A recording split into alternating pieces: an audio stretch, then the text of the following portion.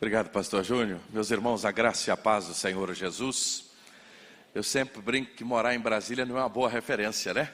As pessoas já olham mais ou menos assim, mas eu também brinco que a grande questão de Brasília não é quem mora em Brasília, é quem chega na terça e vai embora na quinta.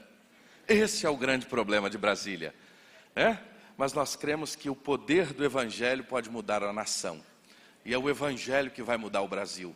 E mais do que nunca, esse é um tempo que a gente precisa orar. Brasília, nós não estamos vivendo o que os irmãos estão vivendo. Brasília não tem municípios, Brasília não tem eleições municipais. E mais do que nunca, essa é uma hora que o Brasil, mais uma vez, precisa orar para ter sabedoria na hora de nós exercermos a nossa cidadania, mais uma vez nesse ano de eleições municipais. E talvez aquela que nós precisamos ter muita sabedoria por estar tão perto de nós, os nossos representantes, que convivemos com ele nos dia a dia. Às vezes o deputado federal, a gente não tem tanta convivência assim, o senador não tem, mas o vereador, a gente está com ele quase que batendo toda hora, frente a frente, juntos, e a gente precisa ter discernimento de Deus para saber em quem nós vamos votar e fazer a vontade de Deus.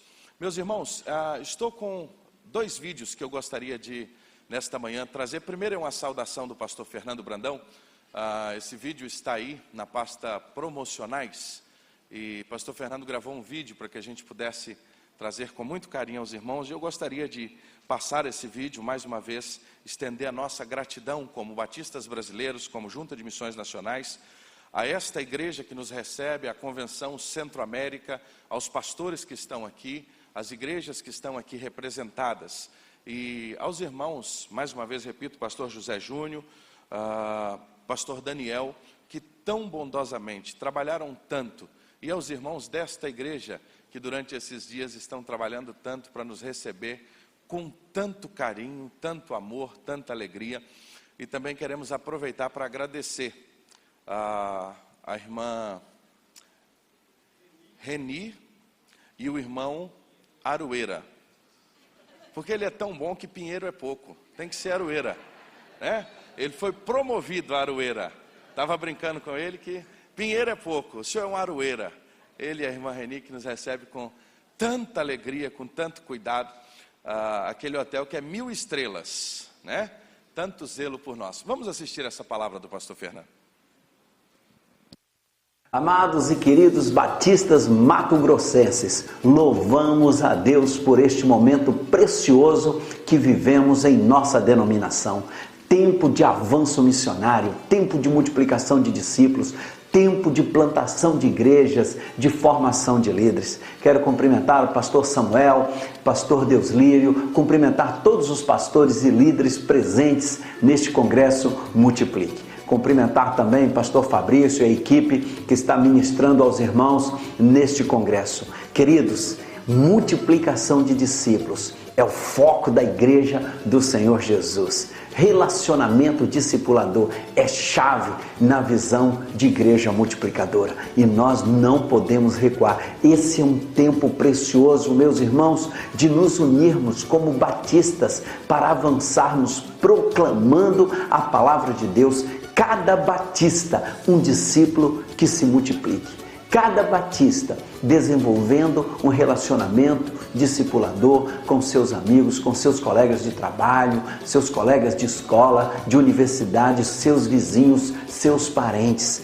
Cada um intencionalmente orando, focado no objetivo da grande comissão, que é fazer discípulos. Eu queria muito estar aí com os irmãos, mas infelizmente a agenda não tem permitido. Mas espero revê-los lá em Guarapari, em outubro, no Congresso Multiplique. Deus os abençoe, um abençoado congresso e um abraço missionário a todos os irmãos. Estamos juntos e vamos avançar, multiplicando o amor de Deus.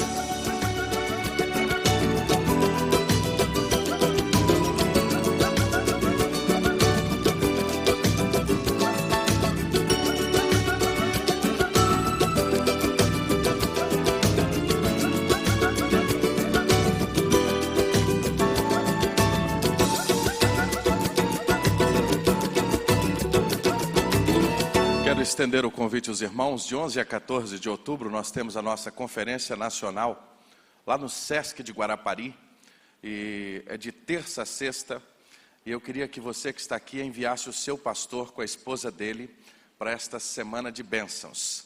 Eu sempre faço esse pedido às igrejas, não envia só o pastor não, se possível envia o pastor e a esposa. É uma semana de descanso, é uma semana de experiências com Deus, é onde nós abrimos a temática do ano, porque aí você diz assim, eu fui no Multiplique, o outro é a mesma coisa. Não, tem gente que já foi aqui num 5 ou 6 e todas as vezes é um diferente do outro. Porque cada ano é uma temática. Esse ano é formação de líderes, Dr. David Earley vai estar conosco, um homem extremamente abençoado por Deus na formação de líderes, e inúmeros outros pastores do Brasil. Então nós estaremos ali reunidos, nossa expectativa, e já está quase chegando a isso, são 800 pastores do Brasil reunidos, focados na mesma coisa, testemunhos, porque isso, irmãos, esse movimento é um movimento que está tomando conta das igrejas batistas do Brasil em todos os estados. Talvez os irmãos nunca ouviram falar na cidade de Goianinha, no Rio Grande do Norte. É uma cidade de 20 mil habitantes, mas talvez você já ouviu falar na Praia de Pipa, muito conhecida. Ela está próxima à Praia de Pipa, ela fica ao lado de Nísia Floresta. A Praia de Pipa está dentro do município de Nísia Floresta. Mas a cidade de Goianinha, com 20 mil habitantes, tem uma igreja batista. E esta igreja, 2 anos e meio atrás, ela tinha aproximadamente 200 membros, e eles começaram a trabalhar, eles começaram a voltar para as casas, eles começaram a se reunir e a orarem juntos, a amarem uns aos outros, aquilo que nós ouvimos aqui, essa necessidade de cuidar um do outro e zelar um do outro. Esta semana agora, esta igreja está ensaiando as suas multiplicações, vão chegar a 25 pequenos grupos multiplicadores, e eles estão chegando a 400 membros para a glória de Deus. Agora no carnaval tiveram um batismo, 35 pessoas foram batizadas confirmando a fé em Jesus. Eu só queria que você pudesse imaginar, 400 pessoas numa cidade de 20 mil habitantes, é quase 5% da sua cidade.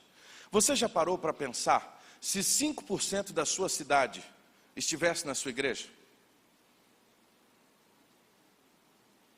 Porque às vezes a gente olha apenas no número, a gente não olha a proporção. 5% de Cuiabá estivesse aqui nessa manhã, 5% de Nova Mutum estivesse lá com você, 5% do seu bairro. É isso que Deus está fazendo, irmãos. A nossa preocupação não são com números, mas são com pessoas que há muito pouco tempo atrás estavam vivendo longe de Deus, sem fé, sem esperança, sem salvação. Eu queria começar nessa manhã pedindo que você fotografasse a sua igreja agora. Se você tem um papel aí na sua mão e tem uma caneta, eu queria que você pegasse ele agora, rapidamente. Imagine que o pastor Samuel Lopes ligou lá para você e diga assim, eu estou precisando de uma foto da sua igreja. A gente está atualizando aqui o catálogo da convenção. E aí alguém já começa a dizer assim, pastor, eu não sei desenhar. Isso é para o irmão fulano de tal que é arquiteto. Isso é para o irmão fulano de tal que é engenheiro. Eu queria que você desenhasse agora a sua igreja. Imagine que um amigo seu te ligue no domingo, hoje logo mais às 3 da tarde. E ele diga assim, manda uma foto da sua igreja para mim que eu quero te visitar hoje à noite. Claro que hoje você já tem o WhatsApp, você tem o localizador, você vai mandar o localizador, vai ser muito mais fácil. Mas se você pudesse desenhar agora a sua igreja, desenhe a sua igreja para mim. Queria que você pudesse gastar alguns minutos ou mentalizasse a foto da sua igreja. Se você pudesse parar e mentalizar a foto da sua igreja ou desenhar, se você tiver com um papel, rapidamente eu queria que você desenhasse. Imagine que se você fosse um produtor de arte, tivesse que apresentar um calendário da sua igreja. Qual era a foto que você colocaria? Consegue imaginar ela aí agora? Conseguiu visualizar a sua igreja? E aí diz assim, tem um corrimão ali na entrada que é difícil de fazer. Aquela porta ali é complicada de desenhar. E essa esquina aqui tão bonita, como é que eu vou fazer ela? O que você desenhou aí? Eu queria que você pegasse agora o seu desenho e guardasse o seu desenho. Guardou o desenho? Daqui a pouco a gente vai voltar no desenho. Porque nessa manhã nós vamos juntos perguntar sobre o que é ser igreja. O que é ser a igreja de Jesus? Esta é uma reflexão que nós precisamos fazer urgentemente nesse tempo. E é interessante que, como batistas brasileiros, na nossa declaração de fé, se você ainda não a conhece, eu queria desafiar você, você pode entrar lá no portal da Convenção Batista Brasileira, baixar isso. Mas como batistas brasileiros, nós cremos que igreja é uma congregação de pessoas regeneradas, batizadas, e o texto é tão grande que a gente teria que botar em várias telas, mas nessa conceituação doutrinária nossa, uma frase que me chama muita atenção é que lá está assim: cada igreja é um templo do Espírito Santo. Vamos repetir juntos? Cada igreja é um templo do Espírito Santo. Isso é o que nós cremos como batistas. Isso é a nossa declaração doutrinária. E como batistas, nós fomos buscar isso aonde? Nós fomos buscar isso na Bíblia e entendemos que igreja é muito mais que uma instituição formal ou religiosa. Igreja é gente, igreja não é lugar. Isso começa a mexer conosco. Isso começa a nos dar um entendimento, porque o apóstolo Paulo, escrevendo à igreja em Roma, ele foi claro em dizer: vós sois um corpo, que temos muitos membros, e todos os membros não têm a mesma função. Assim também nós, embora muitos, somos um só corpo, individualmente, membros uns dos outros. Ele também, escrevendo à igreja em Éfeso, ele vai dizer que nós, olha que coisa linda, não sois mais estrangeiros, nem imigrantes, pelo contrário, agora sois concidadão dos santos e membros da família de Deus. Que coisa linda, um corpo. E aí ele vai dizer que este corpo foi edificado sobre o fundamento dos apóstolos e dos profetas, sendo o próprio Cristo Jesus a principal pedra de esquina, a base, a pedra angular. E nele, esse edifício inteiro, bem ajustado, cresce para ser templo santo no Senhor, o qual também vós juntos sois edificados para a morada de Deus no Espírito. É esse templo edificado a partir da pedra de esquina, que é Jesus, que Pedro vai dizer que nós também somos pedras vivas. Nós fazemos partes dessa construção. E o que nós vamos fazer juntos nessa manhã é voltar. É pegar essa placa de retorno e ir lá no Novo Testamento. É voltar lá no dia de Atos dos Apóstolos. É voltar no início. É pegar a sua Bíblia e mais ou menos colocar o dedo no meio dela, um pouquinho à direita, e fazer assim. Vamos abrir. E aí a gente quer convidar você a lembrar de alguns textos. Quando a gente começa a voltar, e a gente começa a estudar a história da igreja, e Kernes é um dos grandes historiadores, ele diz o seguinte, que a igreja no Novo Testamento, ela estava ligada a um grupo de pessoas que acreditavam em Cristo. Eles geralmente se reuniam numa casa. Olha que interessante. E eles não se consideravam uma organização ou uma denominação. Esse era o conceito de igreja. Era gente, gente que ama gente. É o texto que nós lemos aqui de Atos 2, 42 a 47. E aí nós temos o Senhor ressurreto, então antes de subir aos céus, ele diz à sua igreja: mas recebereis poder, vamos juntos? Mas recebereis poder quando o Espírito Santo descer sobre vós, e sereis minhas testemunhas, tanto em Jerusalém, Samaria e até os confins. Nós iríamos receber, meus irmãos, o poder. Mas para quê? Qual a razão da igreja receber o poder? O poder era para pular, o poder era para gritar, o poder era para rolar no chão? Não, o poder era para testemunhar de Jesus. Eu tenho muita dificuldade com uma interpretação do poder que se fala, diz que acontece, não sei o que, fala em mistérios, mas não ganha ninguém para Jesus. Tem alguma coisa errada. Porque gente cheia do poder de Deus é gente que ama gente, que entrega a sua vida para ganhar outras pessoas. O problema é que a gente está numa época em que se fala muito de poder, mas se fala pouco de caráter. Poder é para nos levar a sermos testemunhas de Jesus. E esta igreja, O texto que o nosso irmão leu hoje, que eu não farei novamente a leitura, de Atos 2, 42 a 47, nos ensinou algumas verdades, que diz que eles eram perseverantes no ensino dos apóstolos, na oração, na comunhão, no partir do pão. Eles estavam juntos todo o tempo. E, irmãos, algo extraordinário, esta igreja havia temor. E quando há temor no coração da igreja, o que acontece? Sinais e prodígios. Sabe por quê, irmãos, nós não temos visto mais sinais e prodígios? Porque nós não tememos mais a Deus. Onde há temor, o Senhor se manifesta no meio da sua igreja. Nós vamos entender isso. E esta igreja tinha tudo em comum, a ponto de cada um vender aquilo que tinha e distribuir uns com os outros. Repartiam uns com os outros. E mais, o texto diz que eles estavam no templo e partiam o pão em casa. E isso foi tomando conta do coração das pessoas. Simplicidade de coração. Eram todos os dias, não era só nos domingos não. Todos os dias no templo e em casa eles partiam pão, simplicidade de coração. E aí o que aconteceu? Diz o verso 47, eles louvaram a Deus, eles exaltavam o Senhor, e com isso eles foram alcançando o favor das pessoas. E aí veio o que é mais interessante: o Senhor acrescentava a cada dia os que iam sendo salvos. Irmão Ciro, o senhor sabe qual é a nossa maior tranquilidade?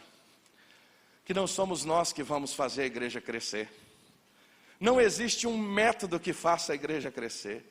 Não existe nada que o homem possa fazer que a igreja possa crescer. Nós podemos lançar a semente, mas o processo da semente brotar e crescer vem única e exclusivamente de Deus.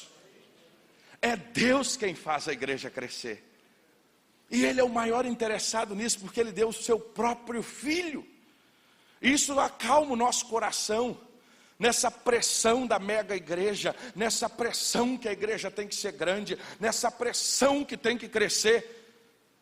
Temos, porque aquilo que é saudável cresce, mas quem dá o crescimento é o próprio Deus.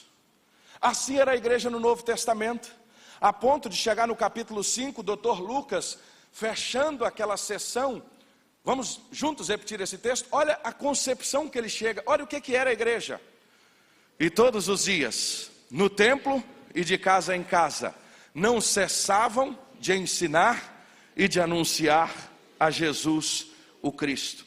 Isso era o dia a dia, assim era o Novo Testamento, assim era a caminhada neotestamentária. Mas é interessante que os anos vão passando e as coisas não continuam assim. Todos nós, mesmo estudando a história geral, nós vamos chegar no ano 300 e nós vamos ver algumas coisas começarem a mudar. Lá na escola, estudando história, todos nós em algum momento nos deparamos com um homem chamado Constantino. As coisas começam a mudar. Nós temos aí agora um imperador que antes, o contexto romano, Roma perseguia a igreja e os cristãos, e agora nós temos um imperador que diz ter uma experiência, e agora com uma nova forma de viver, ele começa a caminhar lado a lado com os cristãos. Mas isso muda algumas coisas a partir do século III. Algumas coisas começam a se alterar, por exemplo, a partir do século III, o cristianismo começa a se alinhar com os sistemas políticos. E ali começam, isso não foi apenas, isso já vem numa crescente. E mais, nós temos líderes profissionais, e aqui a gente precisa fazer uma ressalva interessante, que diante de tanta apostasia, e diante de tantas falsas doutrinas, foi necessário a própria igreja começar a se institucionalizar. E no início foi necessário. Porque quando nós tínhamos falsas doutrinas crescendo, era necessário a igreja se reunir num concílio e dizer, esta doutrina está correta ou não? O problema é quando nós deixamos que essa institucionalização, a organização se tornasse maior do que o organismo vivo. Não foi errada a institucionalização. ela foi necessária. A gente tem que tomar muito cuidado quando a gente fala sobre isso, senão você faz um contraponto tão extremo, que daqui a pouco a gente, então a gente não precisa da organização. Não precisa, nós precisamos dela. Agora, o problema maior é quando começou a acontecer o que aconteceu aqui. A organização começou a sufocar o organismo vivo. E mais, a liderança servidora agora passa a ser uma liderança autoritária. As coisas começam a mudar, a igreja começa a se moldar ao mundo, e a igreja veio para a defensiva, ao contrário de permanecer na ofensiva. E esse negócio de igreja nas casas é algo suspeito. A melhor coisa é a gente construir um grande templo, botar todo mundo aqui, e eu, como Estado, vou saber o que está acontecendo. Olha que coisa maravilhosa. Vamos tirar esse povo das casas, vamos trazer para uma grande catedral, e a gente sabe o que está acontecendo. Porque esse negócio de movimento nas casas, o que esse povo está falando por lá? Quem são esses? O que ocorreu com isso, irmãos? Esta igreja começa a ter algumas mudanças. O que ocorre conosco? Primeira coisa, antes as pessoas que eram a igreja, agora elas vão à igreja. A igreja deixa de sermos nós como organismo e passa a ser o quê? Um lugar. É por isso que de manhã, quando a gente levanta, a gente vira para os nossos filhos e fala assim: meus filhos, vamos levantar porque nós vamos Não, nós vamos ao templo. Só que na nossa cosmovisão histórica, nós transformamos igreja, organismo vivo, em lugar. É por isso que alguns anos atrás, há 4 anos atrás, saiu uma notícia quando Novo Hamburgo, o templo da igreja de Novo Hamburgo caiu por causa de uma tempestade. Alguém disse assim: a igreja de Novo Hamburgo caiu. Caiu nada, irmãos, nada pode prevalecer contra a igreja de Jesus. Caiu o templo. Mas a gente tem essa concepção, é tanto, bota lá no buscador, igreja. O que vai vir nas fotos? Templo. Só que igreja é gente. E aí uma coisa interessante, lá atrás era quando? Todos os dias e de casa em casa. Agora igreja é quando? Domingão. Que dia que eu sou cristão? Domingo. Quando eu vou à igreja? No domingo. E mais, alguém reconhecido ministra. Sabe o que nós começamos a fazer, irmãos? Aquela doutrina linda que aconteceu na hora da morte de Jesus na cruz. Você lembra o que aconteceu? Quando Jesus entrega, aí nós temos a expressão tetelestai, está consumado. Lá no templo tinha um véu muito grande que separava o santo dos santos. O que aconteceu com aquele véu? Ele se rasgou. Qual era o significado daquilo? Que antes só o sacerdote poderia entrar, e agora Cristo sendo o supremo sacerdote, todos nós nos tornamos ministros, sacerdotes da graça de Deus, e todos nós temos acesso livre a Deus. Mas a gente começou a institucionalizar até o ponto que somente os credenciados poderiam falar. Os sacerdotes credenciados, e ele poderia ensinar a pregar. A gente chegou ao ponto de cobrar a salvação na história da igreja. Isso fazendo algo por elas, um ritual, e mais, isso chegou a ponto de ter um preço. Deus foi tão bom que a reforma veio para, literalmente, nos recordar dos nossos princípios. Mas a reforma precisa continuar reformando. Nós precisamos continuar a cada dia lembrando desses valores, porque às vezes nós vamos nos esquecendo. E o que mudou? Esta igreja que estava, de fato, irmãos, um organismo vivo, ela começou a ser sufocada pela organização religiosa. Não que a organização religiosa seja ruim, mas a partir do momento que a organização religiosa sufoca o organismo vivo, nós esquecemos do que é ser igreja. E aí nós mudamos o perfil. Aquela igreja que todos eram trabalhadores, que todos os dias no templo de casa em casa estavam servindo, nós deixamos de ser produtores, trabalhadores, para sermos verdadeiramente consumidores. E numa época de consumo, no mundo pós-moderno, irmãos, nós vamos crescendo e aí nós montamos uma forma de ser igreja, onde a nossa vida está unicamente baseado nas nossas estruturas e nos nossos programas. Não que a estrutura e o programa seja ruim, mas a partir do momento que a nossa igreja passou a depender apenas disso, nós nos perdemos como igreja. Olha o que aconteceu conosco nessa caminhada. Uma igreja que está baseadamente nos seus programas, unicamente vivendo a sua estrutura. Ela é uma organização que se reúne num prédio, que abriga um conjunto de pessoas que ocupam um número pequeno de membros, enquanto a maior parte da igreja se preocupa em consumir, assistir e avaliar esses programas. Mas isso não acontece aqui no Mato Grosso. Eu tenho certeza que isso não acontece aqui. E aí sabe o que ocorre? A cada apresentação o público deseja algo novo e com mais qualidade. Agora na cantata tem que ter gelo seco, tem que ter iluminação, tem que ter tanta coisa. Eu fico com pena às vezes do ministro de música, porque ele termina uma cantata, ele não desfruta dela, porque ele está preocupado como vai ser a próxima. Porque se na próxima não tiver mais efeitos especiais, se não tiver mais LED, se não tiver mais fumaça, e aí dele se repetir o mesmo repertório. Mas isso não acontece aqui não, pastor Júnior, é só lá na minha região, só lá nas minhas Minas Gerais.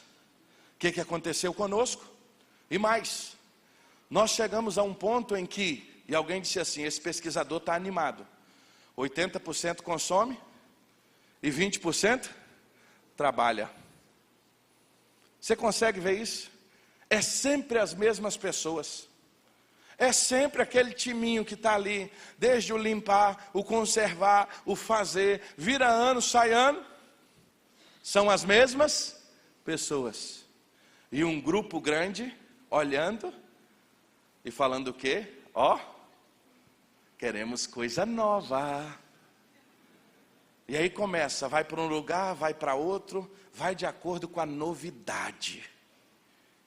Nós nos perdemos, irmãos. Com isso nós criamos a igreja do eu. Eu preciso estar satisfeito, eu preciso ser contemplado, eu tenho que estar completamente, demasiadamente, intensamente satisfeito. Não gostei do louvor. Querido, o louvor não foi para você, o louvor é para Jesus. Mas você diz assim, eu não gostei do louvor hoje. Mas você tem que gostar do louvor. Eu não gostei da palavra hoje. Você tem que gostar da palavra. O culto é para quem? É para você. Nós nos perdemos, irmãos. Nós esquecemos que culto é culto a Deus. Quando eu saio de casa, eu venho para esse lugar, é para exaltar o Criador. Só que a gente está numa mentalidade de tanto consumo, que eu entro muitas vezes nessa porta e já fico ali só esperando o que vai ser para essa semana. E se o pastor demora um pouquinho mais, você já começa a reclamar e olhar no relógio. Sabe por quê, irmãos? Porque nós nos perdemos no que é ser igreja. Nós nos afastamos da palavra. E aí o que aconteceu conosco? Quais são as características de uma igreja que ela está baseada apenas na estrutura e no programa? Primeiro, toda a centralidade da vida da igreja está no templo e no domingo. E produzir programa como principal tarefa da liderança. A gente abre o calendário e não tem espaço para ninguém. Porque é tanta coisa, é tanta programação, que a gente tem que manter as pessoas ocupadas. É aquela roda viva.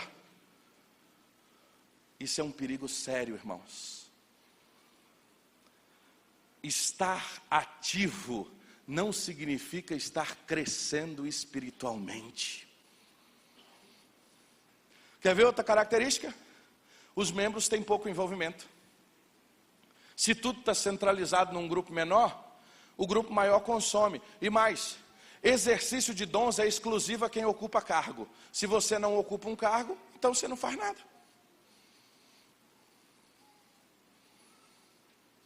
Olha o que nós fizemos com a igreja de Jesus, tudo centralizado em poucas pessoas. E aí, irmãos, a evangelização se tornou uma ação de convidar pessoas para vir assistir um programa. E aí você trabalha, 10 anos com aquele seu vizinho, para vir assistir a peça de Natal, e ele vem no Natal, aí ele chega aqui no Natal, aí você vem aqui do ladinho do pastor Daniel e fala assim: pastor Daniel, aquele meu vizinho que eu estou orando por ele há 10 anos, ele veio hoje, tá bom? Em outras palavras, o que eu estou dizendo para o pastor Daniel? O senhor prega direitinho, que se ele não se converter, a culpa é sua. Estou mentindo?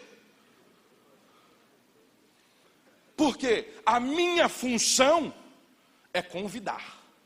O que vai acontecer com ele depois que ele chegou aqui dentro? Agora é com você, meu pastor, Deus abençoe.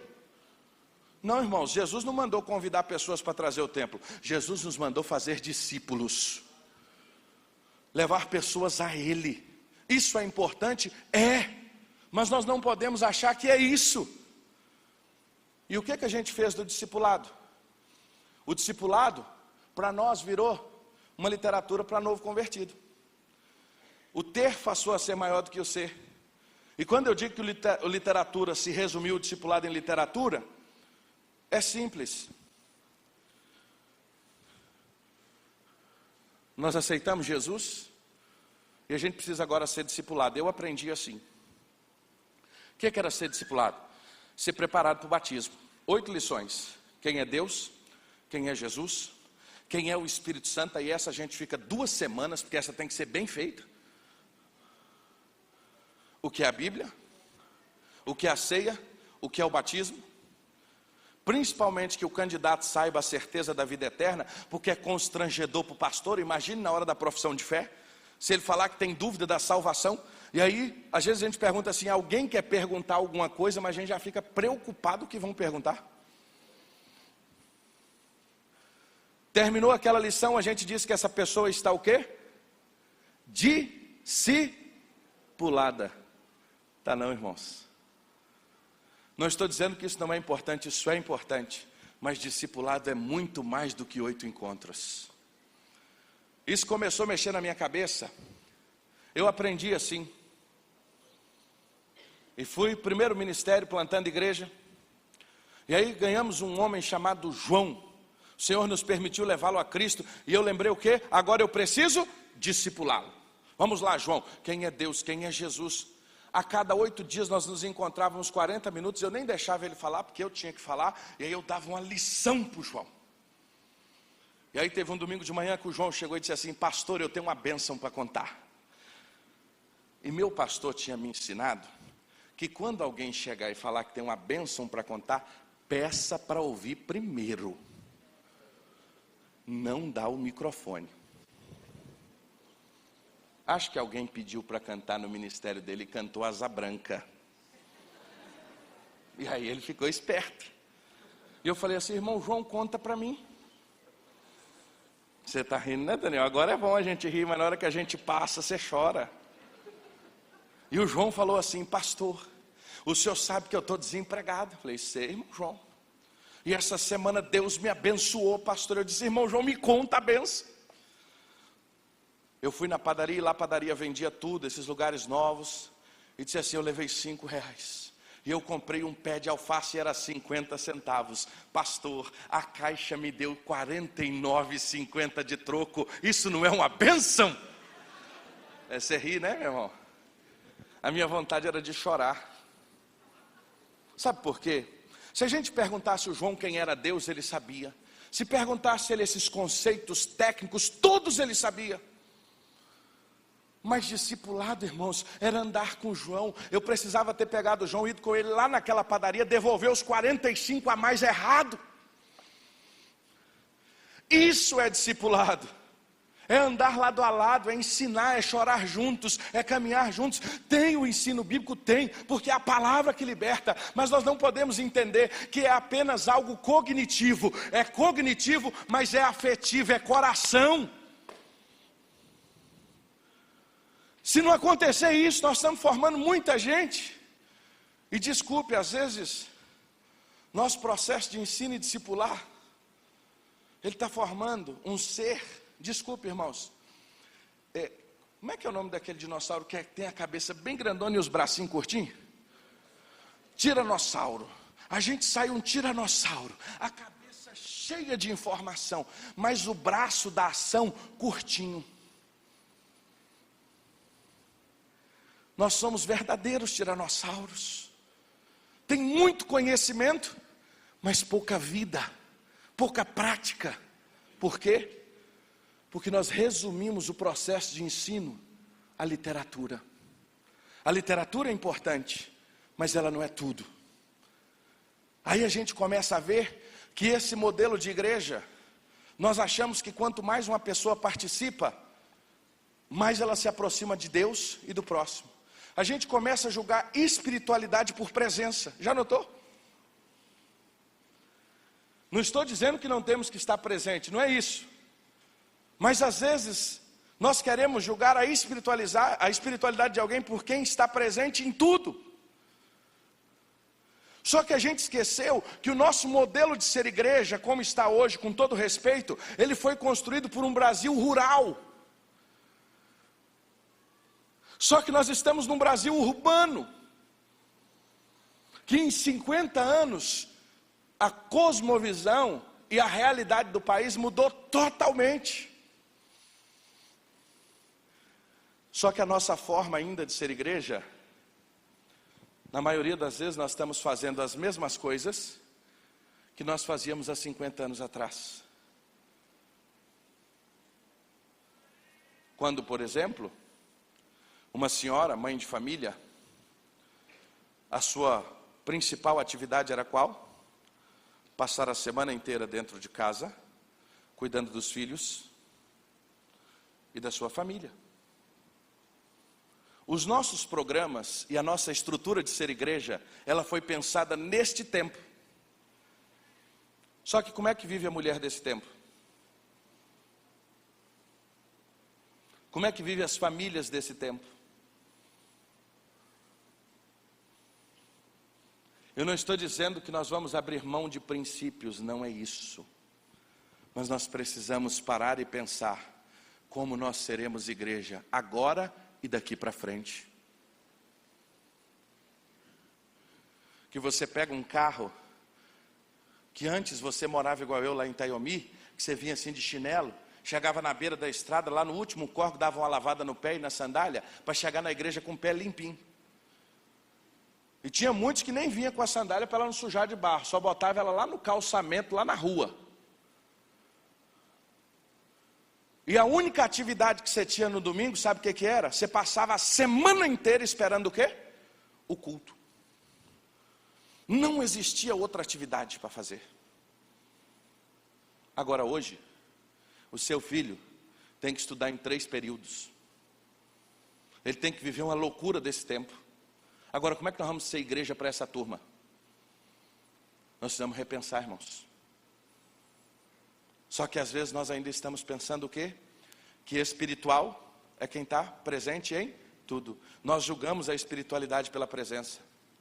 O crescimento espiritual está focado em atividades e não em princípios.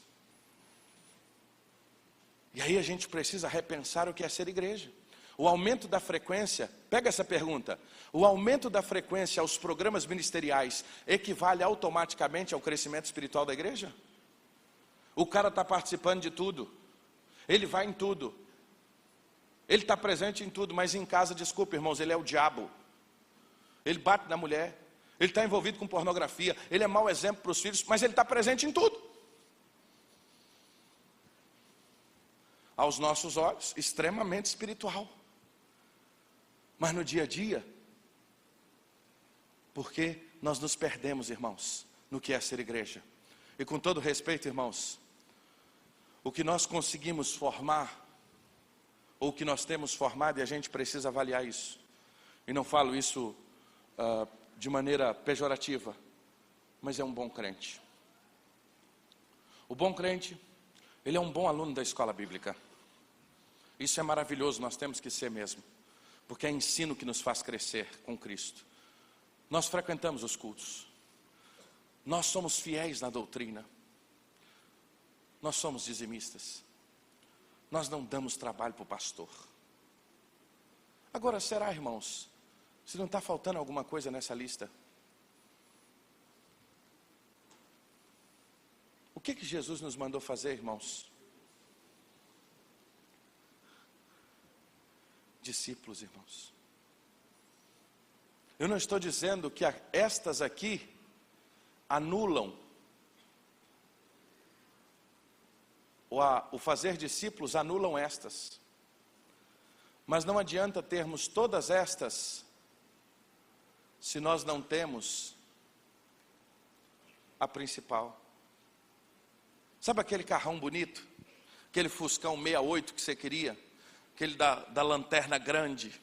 O bichão estava bonito, lataria linda, parte elétrica perfeita, os pneus estavam novos, só tinha uma coisa, ele não tinha motor, mas ele é bonito. Às vezes nós estamos assim, a lataria está bonita, os pneus estão bons, o estofado está maravilhoso, só tem uma coisa, não tem motor, falta o principal. Aquilo que nós recebemos a ordem de fazer. E nós precisamos parar e avaliar em que ponto nós estamos. E eu não estou dizendo que nós devemos acabar com as estruturas e com os programas. Não é isso. Vou repetir de novo. Eu não estou dizendo que nós devemos acabar com as estruturas e com os programas. Agora, nós estamos ressaltando que as estruturas e os programas devem existir para glorificar a Deus e cumprir a missão, e não serem apenas um fim em si mesmo. Às vezes nós passamos o ano inteiro para fazer um congresso de jovens. Sabe para quem? Para os jovens da igreja. Não é que isso não é importante? É. Mas será se é só isso? Aí nós temos uma organização, com todo respeito, maravilhosa, que são as mensageiras do rei. Olha que nome! Mas é só para filho de crente. Perdeu a sua essência. Aí a gente pega mulher cristã em ação, mas é só para as irmãs da igreja. Nós nos perdemos, irmãos, com aquilo que era a proposta inicial até das organizações. Embaixadores do rei. Olha que negócio bonito, lindo, mas é só para jogar bola entre os filhos dos cristãos. Que embaixada real é essa, que não ganha nenhum menino da comunidade? Que mensageira do rei é essa, que não ganha nenhuma menina da comunidade? Não estou dizendo, a questão não é acabar com essa estrutura, não, a questão é essa estrutura viver em função daquilo que é coerente. E aí é o nosso desafio de parar e repensar.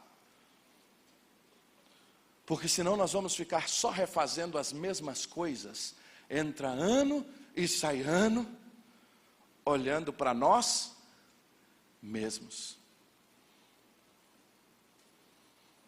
Focado apenas nas nossas estruturas, quando nós deveríamos existir em função dos princípios, e não para manter. Tem coisa que a gente faz, irmãos, que a gente não sabe nem por que a gente está fazendo.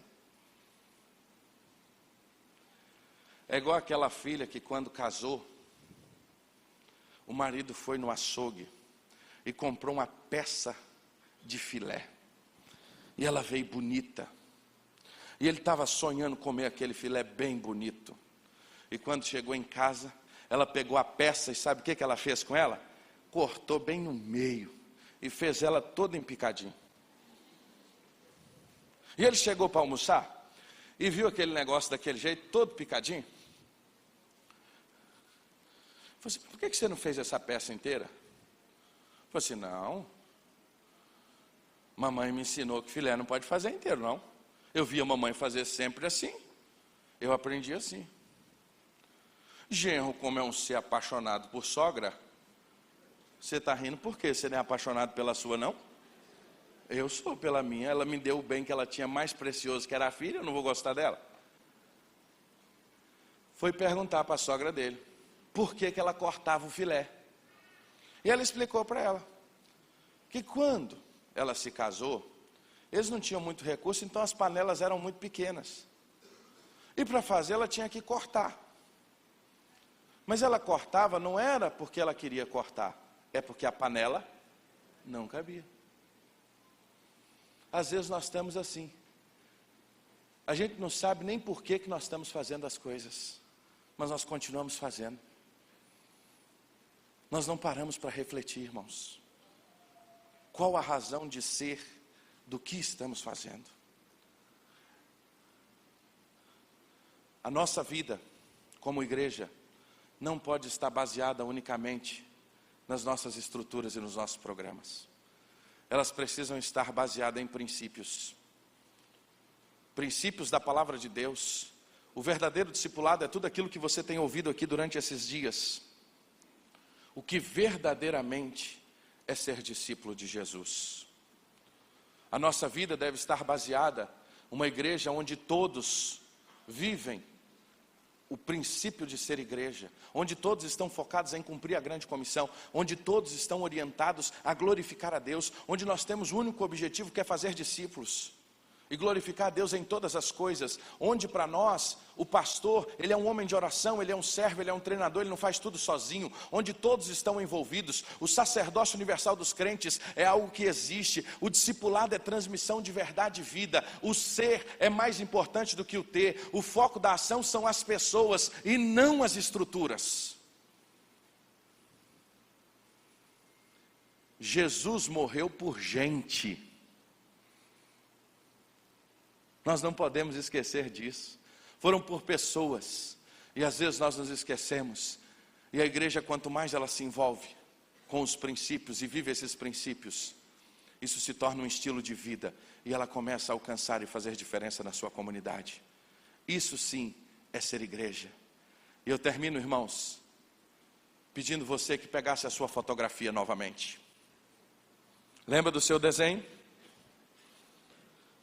O que você desenhou aí como igreja? Você fez uma fachada bonita. Você desenhou aquela... Até a placa você colocou. As janelinhas estão certinhas. Eu queria te dizer que se você botou um templo bonito, essa não é a sua igreja. Mas eu queria que você olhasse para quem está do seu lado. Pudesse dar um sorriso para quem está do seu lado. E você vai sorrir e dar um abraço em quem está do seu lado.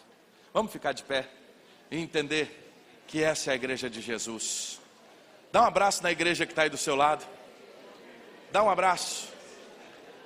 Essa é a igreja de Jesus. Eu ia fazer a aplicação. Vamos me dar 5 minutos. Pode ser? Precisava amarrar.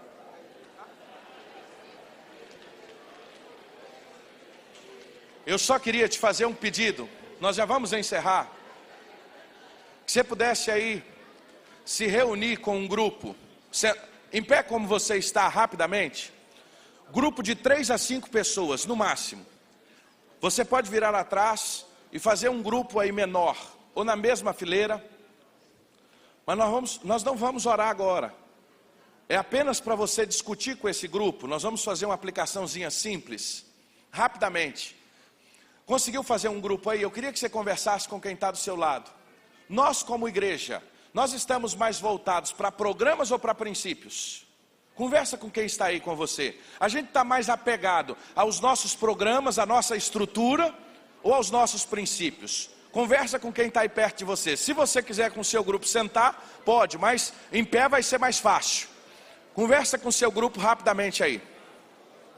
A gente está mais apegado à estrutura, ao tijolo, à lâmpada, ao som. Ô gente,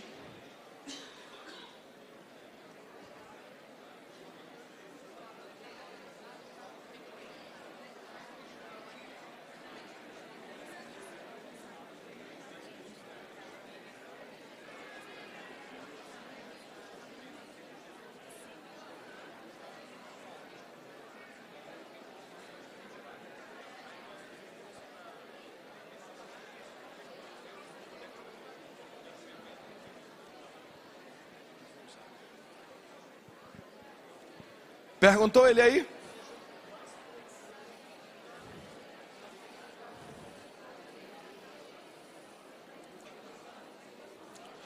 Vamos para a próxima pergunta.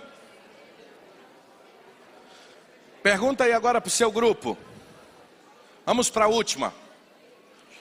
O aumento da frequência nos programas ministeriais, ou seja, está participando de tudo, significa que eu estou crescendo espiritualmente? Compartilhe aí com o seu grupo.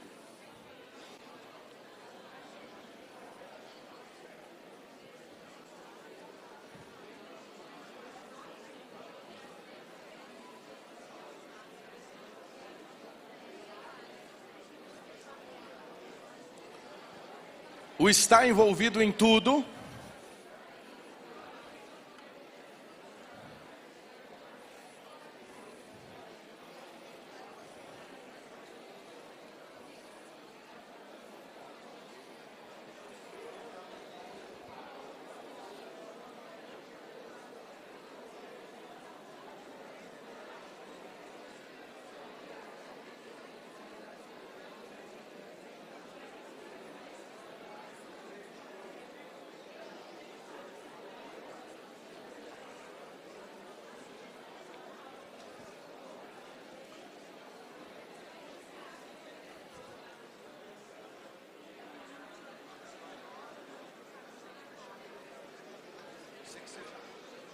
vou só aplicar.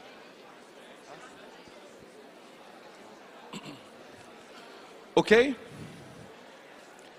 Eu queria a sua atenção agora, você pode sentar novamente, a gente já fecha aqui. Vou passar a palavra ao pastor Daniel. Eu queria muito a sua atenção.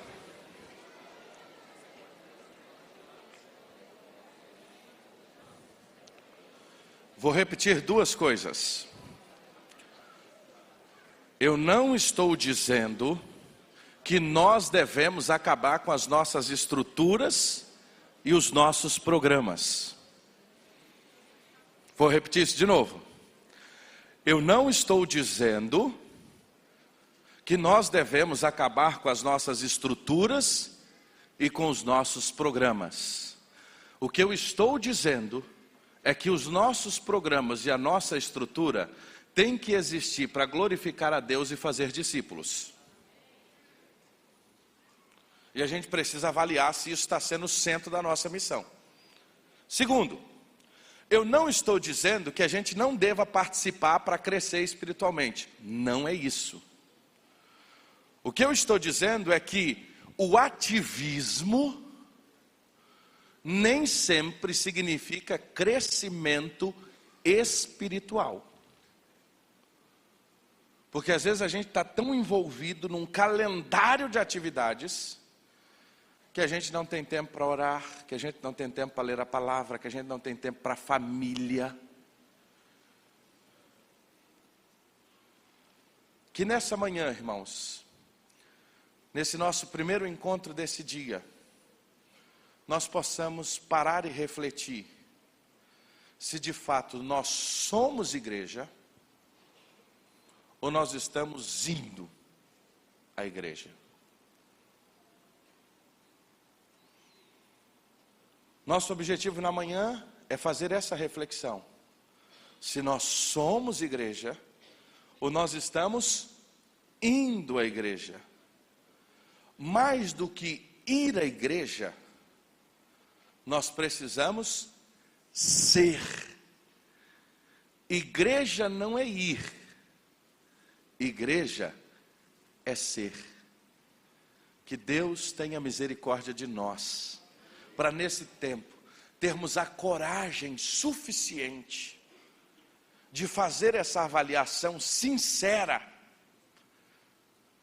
e dizer: Senhor, nos ensina a ser igreja, porque a ir nós já aprendemos, nós precisamos aprender agora a ser, porque no dia em que a gente entender o que é ser, nós vamos entender o que é chorar uns com os outros, carregar as cargas uns dos outros, amar uns aos outros, confessar as vossas culpas uns aos outros. Isso não é ir, isso é ser. Pastor Daniel. Bendito seja o nome do Senhor. Vamos aplaudir o Senhor da igreja?